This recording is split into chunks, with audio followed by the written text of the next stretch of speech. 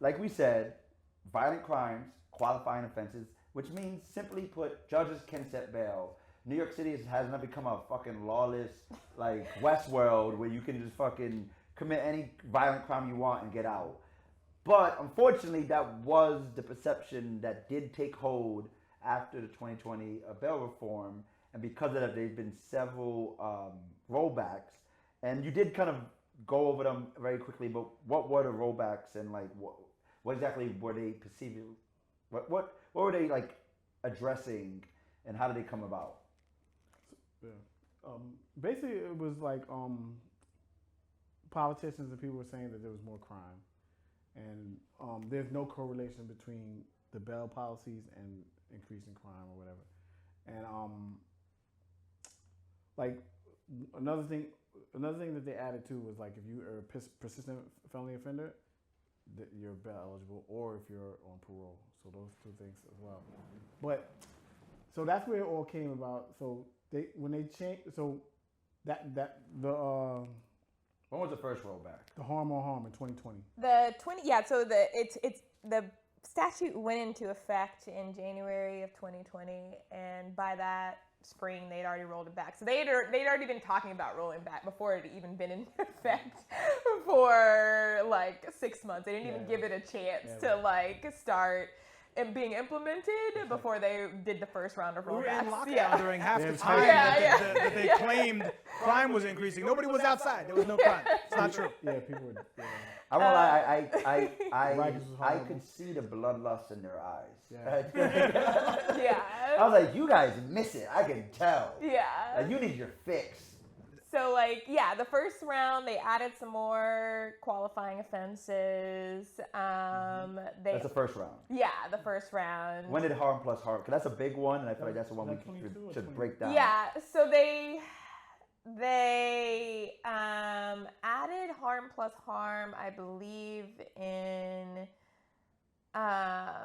I think they might have initially added it in 2020, but then they amended it in 2022 to make it even broader than it was in 2020. Yeah. And harm plus harm is probably the most devastating rollback that we've had in terms of facilitating more people going to jail, because what harm plus harm did was basically say if you are out on a Class A misdemeanor or a felony that caused harm to an identifiable person or property, and you get rearrested for a second Class A misdemeanor or felony that caused harm to identifiable person or property, then even though neither of those offenses are bail eligible, they become bail eligible. And they tried to do this thing where they said, except if it's like negligible theft, then, we won't put you in jail. But judges interpret negligible theft really broadly. So we've seen clients who are unhoused and they get... In the statute, it says except negligible theft. Yeah. They use negligible theft as harm all the time. Yeah, they do. Yeah, like we frequently have clients who are unhoused and they might, take a bar of soap from the Rite Aid and then get released because that's not bail eligible, and then a week later they're going to a different Rite Aid and taking toothpaste, and obviously those things are very negligible, but courts will routinely find that it's not. What's more nefarious about it is that it's harm, right? So it's like when you think of harm, you imagine violence. You imagine at least a physical kind of like physical harm. Yeah. Physical harm, even if it's not, if it's financial harm, right? Yeah. Let's assume it's financial harm. It's a real financial harm. You Yeah. lost something.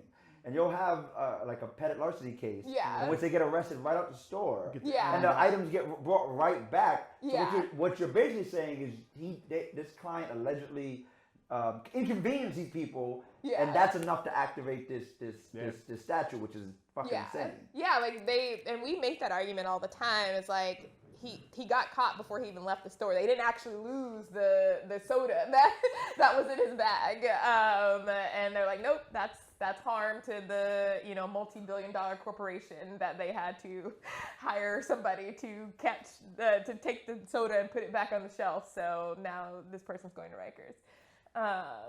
So yeah, that's been probably the most detrimental and also the most just completely disregarded part of the statute, that negligible theft piece. And we've seen judges say self-harm is harm. So like some judges have tried to make the argument that if the client was arrested for drug possession, that they're like harming themselves by using drugs. I've never heard that shit. Yeah. That's crazy. Yeah. Or it's, That is absolutely out of That's crazy. That is. And show me what study says Wow. Molly harms you. Right? That doesn't sound accurate. does it? Show me what study says that. So like, they interpret harm very broadly. Like even like drug sales, obviously like possession and or sale of a controlled substance are not bail eligible, but judges will say, well, you're harming the community. So we're going to set bail. So yeah.